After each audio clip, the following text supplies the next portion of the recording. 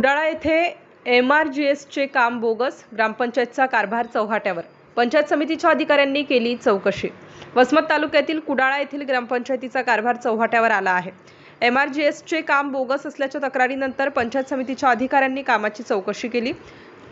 कुडाळा येथील चांदू चव्हाण यांनी मासिक मीटिंगची प्रोसिडिंग, बँक स्टेटमेंट व पासबुक झेरॉक्स, जमा निधी व खर्च झालेला निधी, घनकचरा व्यवस्थापन, अपंग निधी, दलित वस्ती निधीबाबत ग्रामपंचायतीच्या 150 वित्त आयोगातून झालेल्या कामाची माहितीच्या अधिकारात मागवली होती. तसेच ग्रामपंचायत कुडाळा येथे झालेल्या कामाची MB व एस्टिमेट, प्रशासकीय मान्यता, घनकचरा व्यवस्थापनात शालेय कामाची प्रशासकीय व तांत्रिक मान्यता व दलित वस्ती सुधार योजनेअंतर्गत झालेल्या कामाची माहिती, शालेय व्यवस्थापन संदर्भ, दिलेल्या निधीची माहिती, अपंग निधी खर्च केलेल्या तपशील, 15व्या बिल आयोगाची MB व इतर पुढील कोणताही शासकीय निधी मासिक सभा व ग्रामसभेत मान्यता मिळाल्याशिवाय खर्च करण्यात येऊ नये अशी मागणी चंदू चव्हाण यांनी गटविकास अधिकारी यांच्याकडे केली होती. त्यानुसार पंचायत समितीच्या अधिकाऱ्यांनी कामाची पाहणी करून चौकशी केली. त्याचबरोबर गावामध्ये खूप मोठ्या प्रमाणात लाभार्थी, गावकरी, ग्रामसेवक, ग्रामपंचायत कार्यालयातील सेवक यांनी कंटाळून गेल्याची तक्रार करण्यात आली आहे.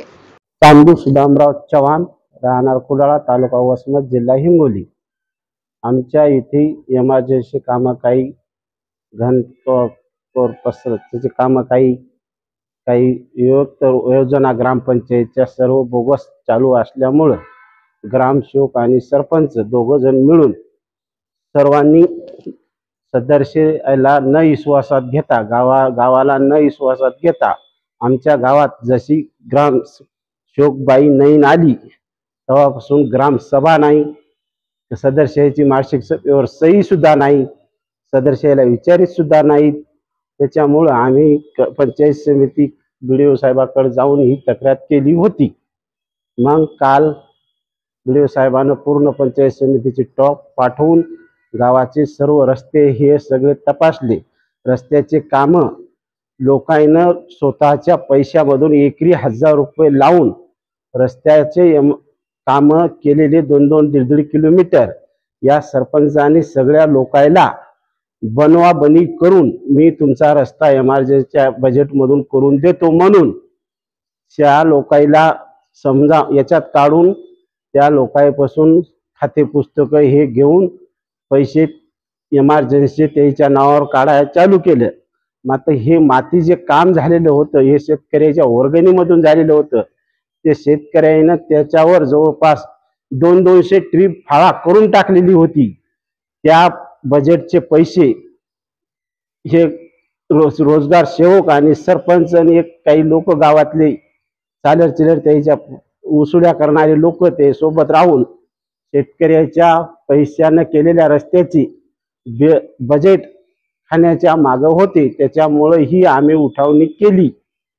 आणि घरकुल वाल्याची सुद्धा काल स्वतः आंबोरे साहेबाला सर्व 9-10 जणांनी येऊन सांगितलं, आम्हाला 20,000च्या पुढून 25, 30, 35, 40, 50, 55 असा पैशाचा मागणी केलेली असल्यामुळं आम्ही याला नाईलाजानं यायला पैसे द्यावं लागले. नाही तर मग आम्हाला एकच अडचण सांगतात की आमचं घर तुमचं बांधलेलं आहे, तुम्हाला बजेट हे पैसे पडू शकत नाहीत. तर मग आमचं काल आंबोरे साहेबाला म्हणणं आलं की बाबा साहेब, पैसे सरपंच, ग्रामसेवक, तुमचा कोणी अधिकारी जर खाऊन जर असे पैसे बांधलेल्या घरावर जर टाकीत असेल तर ही तुमची शासनाची फसवणूक.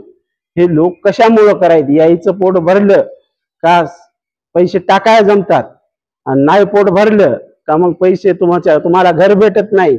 1,20,000 रुपये त्याचं बजेट असल्यावर त्या लाभार्थ्याला त्यातून 50-55,000 रुपये जर मागले असतील तर समजा त्यानं त्याच्यापासून घेतले असतील तर त्याच्या लेकरा बाळायला काय उरलं? आमचं हे म्हणणं गावकऱ्याचं होतं, सर्व सदस्याचं होतं आणि आमचं बी होतं. त्याच्याबद्दल आम्ही काल पूर्ण पंचायत समितीचा टॉप गावात बोलून घन कचऱ्याची व्यवस्था, ते आलेलं बजेट कशा पद्धतीनं घेऊन घेतलं हे आंबोरे साहेबाला दाखिलं. आम्ही 8-9 महिन्याखाली हौद काय कुठं बांधले होते त्याची परिस्थिती दाखिली. भगडा पडून ते भिताड आज पडण्याच्या परिस्थितीत सुद्धा खाली येतं. एवढी गावाची दयनीय अवस्था या सरपंचानं आणि ग्रामसेवकानं मिळून दोघांनी केल्यामुळं हे आम्हाला कार्यकाळचे पुढचे पावलं उचलावं लागले. तक्रारीमध्ये एमआरजनचा रस्ता घनकचऱ्याचे ते एस्टिमेट मध्ये काय बजेट ते दाखवा म्हणलं. काम कोण्या पद्धतीचं आहे तुमच्याकडे यायनं कोण्या पद्धतीने केलंय. पुन्हा 15 आयुक्ताचा आम्हाला त्यानं माहिती दिली नाही. पुन्हा कुठं या 2-2.5 वर्षाच्या कार्यकाळामध्ये काय काय कामं केले ते बजेट कुठले बोगस उचलून खाल्लेत हे सुद्धा आम्ही याला दाखवा म्हणलं होतं. मात्र त्यानं आम्हाला काल माहिती दिली नाही. 2 दिवसात ते BDO साहेब त्याला बोलून घेतील आणि आम्हाला माहिती पाठवली. आम्ही त्याची माहिती पुन्हा आमोरे साहेबाकडे पाठवू.